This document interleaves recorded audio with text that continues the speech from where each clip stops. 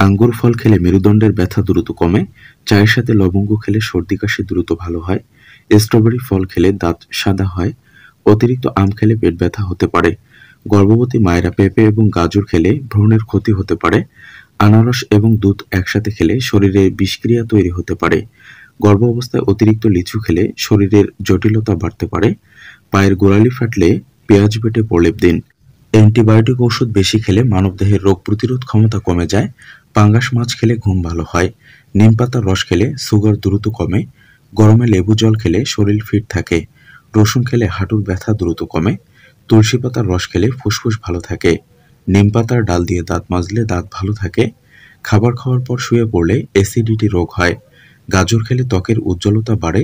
লেবু খেলে দ্রুত অ্যালার্জি কমে। পালং শাক খেলে মাথার চুল ঘন হয়। খাবার খাওয়ার পর আমলকি খেলে খাবার দ্রুত হজম হয়। বেদানা খেলে স্মৃতিশক্তি দ্রুত বাড়ে। খুসখুসে কাশি হলে মধু এবং লেবু মেশানো চা পান করুন। শরীরে দ্রুত শক্তি যোগাতে বাদাম বেশ কার্যকর। স্মৃতিশক্তি বাড়াতে ধনেপাতা খান। অতিরিক্ত ঘুমালে ডায়াবেটিস রোগ হয়। পেয়ারা গাছের পাতা খেলে চুল পড়া বন্ধ হয়।